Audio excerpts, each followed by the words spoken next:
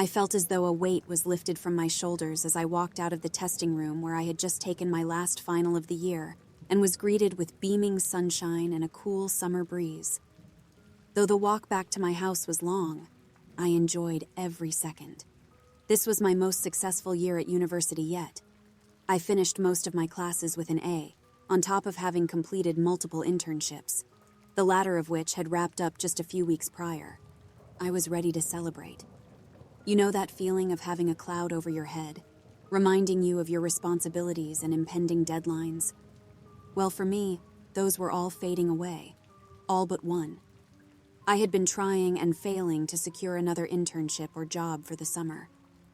This had occurred to me once again while on my victory walk home that morning, ruining the overall mood. My thoughts turned away from thinking about how I would celebrate the end of my classes and toward how I was going to find a job. By the time I had made my way off of campus grounds and onto my street, my pace had slowed considerably as my mind became preoccupied. My gaze happened to drift to the cemetery on the other side of the street, something I often looked at while passing by. It had always felt out of place for me, sitting in the middle of apartment buildings and houses occupied by mostly students. Though it wasn't just its location that felt odd.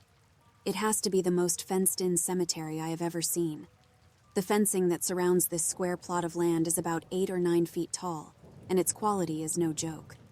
It's safe to assume that whoever put it up meant for it to be more than a marker of the cemetery's borders, or for decoration, with the exception seemingly being the ominous-looking gargoyles at each corner. The fence was most certainly built to keep people out. It was on this towering fence where I had noticed a new sign posted, and though I had still been across the street, the giant "Help Wanted" text was more than readable at that distance. I had never seen a single sign posted on the fence before, adding to my curiosity. I crossed the street to get a better look. As I approached the sign, I quickly made out the limited text that remained. "See security booth inside for details." I glanced around the sign where I could make out the silhouette of a man inside the small wooden booth. Without hesitation, I proceeded inside. The man behind the booth window must have noticed my approach as he stood up and exited, facing me with a sincere, friendly expression. Though he appeared to be an older man by the looks of his white hair, he certainly looked healthy and spriteful for one as he graciously sported a stylish black suit. "How may I help you today?" he asked in a warm tone through a deep and relaxed voice. "I just noticed the sign out on the fence there. Is that for some sort of job or something?" I asked, unsure. He bobbed his head back and forth. "Of sorts," he responded. I stood in silence and what must have been an evident expression of confusion as I awaited more details. "Why don't we take a walk?" he added with a small nod of the head and a smirk as he took a stride down the cemetery path. I followed, listening intently as we walked past the rows of headstones. "I don't intend to waste much of your time, so I'll get to the point. This place has been here for a long time. I would imagine longer than you might guess. Many keepers have looked over it through its time. This has been my role for more than 40 years, and I don't intend for that to change anytime soon. However, some, what you might call, extenuating circumstances have dictated that I leave my post for a few days to attend to another matter, and those whom I might regularly call on for situations like this are unavailable. The job I'm offering is simple. Act as its keeper for one night, and one night only. A night that just so happens to be exactly 1 week from today." I pretty much ignored the first half of what he had said entirely, as I was more focused on the fact that he mentioned the job was only for 1 day. "I'm sorry, sir, but I'm looking for more of an actual job and 1 day of work. It's just not enough to—" He cut me off quickly. "For this shift, I am offering $2,000 cash, up front, off the books entirely." My mouth slightly hung open in shock for a few seconds before feelings of disbelief, doubt, and mistrust took over. I don't think we can do that. No, none of the university jobs would ever work like that. That would be unacceptable. He cut me off again. "This cemetery isn't owned by the university. If it was up to them, this place would have been long gone by now. They don't have a say, and thank God for that." I again was silenced, unsure of what I had just walked into or what was going on at all. The man must have sensed this as his expression changed. "My name is Marcus. I suppose it would have been appropriate to start with that." I told him my name and shook his hand reluctantly. He stopped walking, turned to me, and stared for a moment before reaching into his suit jacket pocket. "As I said, I would prefer not to waste any more of either of our times." He pulled out a set of keys and extended his hand to me. "The choice is yours, but I need you to make it now." I slowly reached out my hand and picked up the set of keys without much thought as to what I had agreed to by doing so. "Good. Be back here in a week at 7 p.m. These keys will get you into my booth. I will leave you a letter. Read it before you start anything. It will tell you everything you need to know. Your money will be in the drawer next to the chair inside the booth." Marcus turned and walked away, leaving me in the middle of the graveyard, looking down at the set of keys in my hand. I pocketed them and exited the cemetery to continue my walk home. Though still confused, my mood lightened quickly as I considered the possibilities. Worst case, I show up at the cemetery a week from now with no money, and I go home. In the best situation, I walk away with $2,000 for one night's worth of work. What did I have to lose? The next few days involved a lot of drinking, celebrating, and sleeping, followed by a few more days of unsuccessful job hunting, but I wanted to savor at least some of my summer before returning to the grind of everyday life. On the day I was supposed to work my shift at the graveyard, I woke up mid-afternoon feeling sluggish and with a raging headache from the night before. I considered staying home and hanging with my roommates for another night of getting wasted, instead of walking down to the cemetery for what I expected to be nothing more than a scam. For some unknown reason, seeing the keys that Marcus gave me sitting on my otherwise empty desk motivated me to finally get out of bed. I decided that the 10-minute walk to the cemetery and back was worth seeing if I miraculously found the easiest $2,000 I had ever made. Without much else going on, I decided to head out early, and I arrived at the cemetery around 6:30. I waited around for a few minutes before walking into the cemetery gates. I wanted to scout out the area for anything suspicious, and given the circumstances, who wouldn't? I found no sign of Marcus or anyone else who might raise an alarm in my head, so I decided to just go for it. I walked fast and with purpose into the cemetery and towards the booth on the inside. I pulled out the set of keys Marcus gave me, and with some luck, the first key I tried was the right one.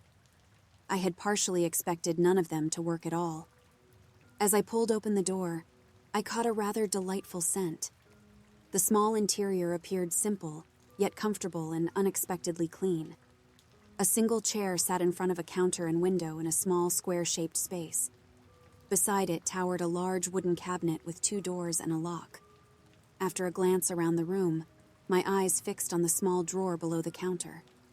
My heart began to speed up as I stepped inside and pulled the door shut behind me, locking its mechanism as I did. I fumbled through the chain of keys, trying each one on the small lock until the right one fit, causing my heart to skip a beat. I turned the lock and pulled it open to reveal a stuffed envelope. My hands scrambled to pull it out and count each fresh $100 bill.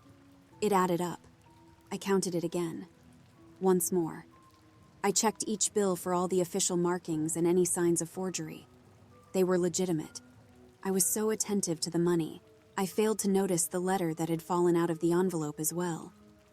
After stuffing the bills into my backpack, I unfolded the letter and began to read. To whom it may concern. Though the job offered to you may seem like nothing more than an opportunity to make a quick buck, the responsibility is far greater than you can imagine. Below, I have left a list of rules. Each is to be followed with extreme care and attention. There are few burial sites in the world as special as this one. The most important thing to remember is simply this. No one good has ever been buried here. 1. The gate. This cemetery has one gate, the only way in and out. This gate is to be closed by 8 p.m. and kept shut until sunrise. Feel free to shut it sooner. No admittance by anyone, including law enforcement or emergency services, is to be permitted during this time. You, as the temporary keeper of this cemetery, are not allowed to leave these grounds until the sun has risen. The largest key amongst the set you have been given is for this gate. 2. The Ghost Hunters. As a consequence of being located in an urban setting with a younger demographic in its surroundings, this cemetery is frequently visited by those who call themselves ghost hunters or paranormal investigators. Though the gate should be locked for the majority of your shift, if you are to spot any such individuals entering or otherwise attempting to enter the cemetery grounds, you are to remove them immediately. You are permitted to call on law enforcement for the removal of such trespassers. But as stated, law enforcement is not allowed to step foot inside of the cemetery gates after 8 p.m. Get any trespassers out as soon as possible. God only knows what these fools would do if they found something real. 3. The Suit. Another key on your chain unlocks the wooded closet next to you. Inside are numerous items, one being a suit much like mine, and a pair of shoes to accompany them. You must change out of your current attire and into this suit for the remainder of your shift. I have guessed your measurements as closely as I could before I ordered it. It may not be the best fit, but it will serve. They must think you're me. You may keep the suit once your shift is over. 4. The Salt. I have placed white roses on 4 graves within this cemetery. Locate them. Inside the closet, alongside the suit, you will notice canisters of salt. After locking the gate, go to these graves and pour a circle of salt around each headstone. It doesn't have to be perfect, but the one thing you must be careful of is to leave a complete circle with no gaps. After doing so, remain as distant from these graves as possible and never disturb the salt circle. Keep an extra canister of salt with you at all times. 5. The Bells. Above a few of the graves, you may notice bells hung up in a string that goes underground. These are remnants of an old practice from hundreds of years ago, invented as a safety measure for those who had been buried alive. If the body moved, the string would be pulled, the bell would ring, and a watchman, such as yourself, would know to dig them back up. These bells now serve a different purpose. If you hear a bell go off, encircle the headstone of said grave with salt. Like the others, keep away from the grave. There is another possible situation you may face with the bells. If several begin ringing at the same time in rapid succession, stop where you are and encircle yourself with salt as fast as you can. Give yourself some room, as you will likely not be able to leave your circle for a while. Remain still and do not be tricked into leaving or breaking the circle. 6. The Gargoyles. In each corner of the cemetery, you can spot a stone gargoyle. All 4 share the same design, a small body with bat-like wings and a devilish face. They sit atop the stone pillars that meet the ends of the fence. These face inward, towards the middle of the cemetery. If you happen to notice that one is missing, disregard it. If you happen to spot one that has been misplaced, turn away or close your eyes. Do not give any indication that you know it has moved. None of them will be a danger if you leave them alone. 7. Henry. Near the southwest corner of the cemetery sits a weathered headstone marking the grave of an unknown man. The only lettering left is what must be either the man's first or last name, Henry. No dates or other details are visible anymore. The only thing you need to know about Henry is that if he rises from his grave on your shift, watch your back and avoid going back to the security booth at all costs. Inside the front pocket of your suit jacket is a small box of matches. Light one and throw it to the grass on Henry's grave. Pay no attention to Henry if you spot him after you do this. You may return to the booth. When your shift is over, unlock the gate and leave the set of keys in the drawer. Best wishes and good luck.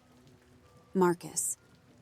I laughed at a few of the rules as I read them, appreciating what I assumed to be their intended humor and exaggeration. As funny as I found the effort Marcus had put into this letter, I decided that not a single rule would go neglected. No matter what kind of pranks might be pulled on me, $2,000 was worth going through all of it. I began by opening the wood closet next to me. Greeting me on the other side was a suit, as Marcus had mentioned. I marveled at its design for a moment. Though I had seen the same thing on Marcus before, I hadn't taken in its beauty as much then. I quickly changed out of my shoes and clothes and into the suit, to my pleasure, it fit like a glove. I don't know all that much about suits, but something about this one told me it was quality. Such a quality that I'm certain that I would never have been able to afford such a suit myself. I looked back to the list to read the first rule once more before folding and stuffing the letter back into my pocket. I figured this one would be easy to get out of the way. I grabbed my set of keys and headed out of the booth, towards the gate. As I approached, I once again looked around in all directions to try and get a glance of someone who might be watching, or Marcus himself. Once again, I saw no one. I attempted to pull one side of the gate shut with only one arm, before realizing that it wasn't going to happen so easily. The metal gate was incredibly heavy, and though it sat comfortably on its hinges, pulling it shut took all the force I could muster. I needed a short breather between closing the first and the second. After closing both, I pulled up the largest key and inserted it into the keyhole.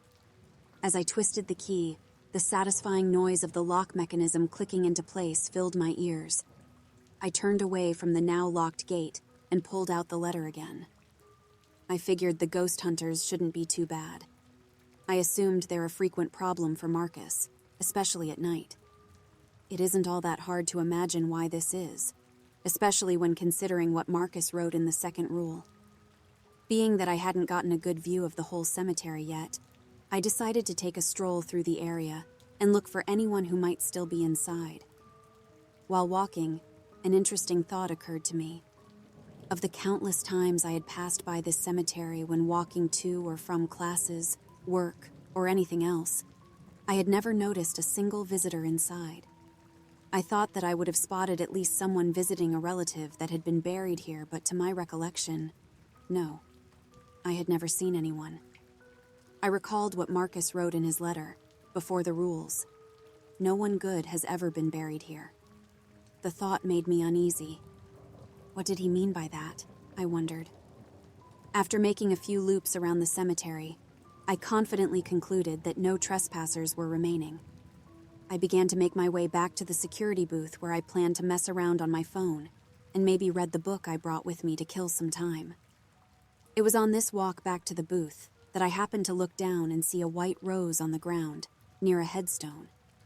I casually walked back to the booth and grabbed a canister of salt before returning to the grave and pouring a circle around it.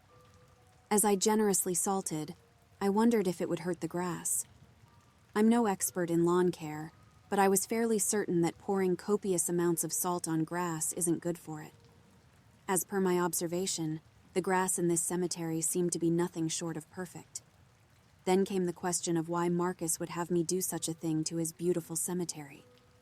I dodged my own question, brushing it off as a silly thing to even ponder. I was here to earn money, not ask questions. After completing the first circle, I moved on to locate and eventually encircle the other 3 with salt. I nearly used the entire canister I had just opened to complete the circles, going off of Marcus's rule to be most assured that the circles had no gaps. After all 4 were complete, I retreated to the security booth. After reading the letter over again, it seemed I had completed everything I would need to do. The gate was shut, the graves were accounted for, and no trespassers were to be found. The next several hours went by quietly and uneventfully. I played around on my phone, texted a few friends, and read a couple of chapters in the book I had brought.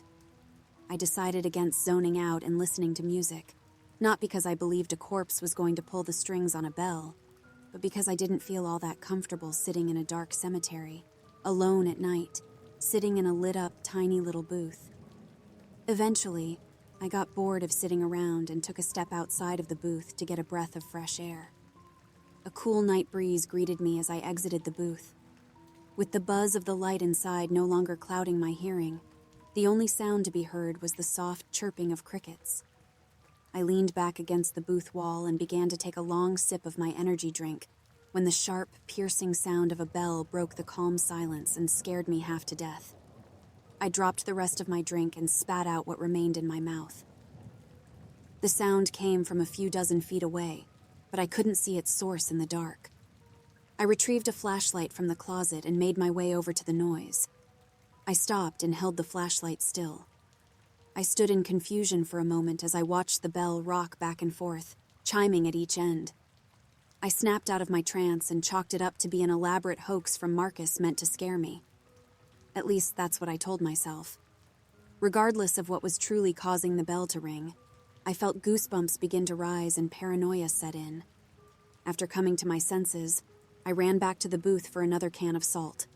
I hurriedly returned and poured salt around the headstone. The instant the circle had been completed, the bell stopped. I took a step back and caught my breath before reassessing the severity of the situation, deciding that it wasn't that bad. I began to nervously chuckle as I slowly began to feel at ease again. I turned away from the grave and took not more than a few steps before the bell began to ring again. I turned back, feeling tense again as I watched the bell swing back and forth and terror began to fill me. I jumped as another joined it from behind me, this one even more rapid and panicked. I didn't have time to process it before another joined in from down the path. Another, on the opposite side.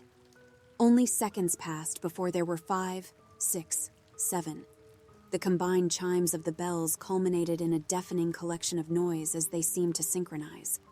Though Marcus's rule never said it explicitly, I could feel that the bells weren't a danger themselves.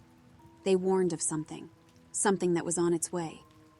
I quickly opened the canister of salt and poured a circle around me. I started to pour enough to give myself a good 8 or 9 feet of space, but before I could finish it, I ran out. I rushed to spread the salt I had poured to complete the circle, brushing the ground like my life depended on it. After about 30 seconds, but what felt like an eternity, I finally completed my circle. I leaned back, falling onto my rear as I caught my breath and calmed down for a moment. I took deep breaths, trying to calm myself down when every single one of the bells stopped at once. The entire cemetery went silent. Not even the chirps of the crickets remained. I felt compelled to hold my breath to avoid making a noise. My eyes darted all around me and I kept my head on a swivel, fishing for a sign of something. This silence alone sent me into a panic, and I began to hyperventilate where I sat. I knew something had to be watching me. I felt like I was being watched all around, yet I couldn't see or hear a thing. Eventually, my eyes made their way to the corner pillar of the fence in front of me. My heart skipped a beat, and a shiver rolled down my spine as I noticed the gargoyle statue that had been at the top was no longer there. I stood back up and shifted my gaze from one corner to the next. All 4 were gone. I didn't have time to process it before the sound of harsh scraping captured my attention. I shined my flashlight to the other end of the path. Behind a tree, I could spot grass being disturbed and dirt surfacing on the side. My first instinct was that some sort of gopher had made its way into the cemetery. That idea was shattered when a large mass emerged quickly from the ground behind the tree. The dirt that crumbled and fell from around it was the only thing I could see from my position, and I dared not leave the circle. Everything was silent for a minute or two before sharp clicking emitted from behind the tree, and a figure emerged. A corpse that was rotted to the bone was limping its way in my direction with robotic-like movements.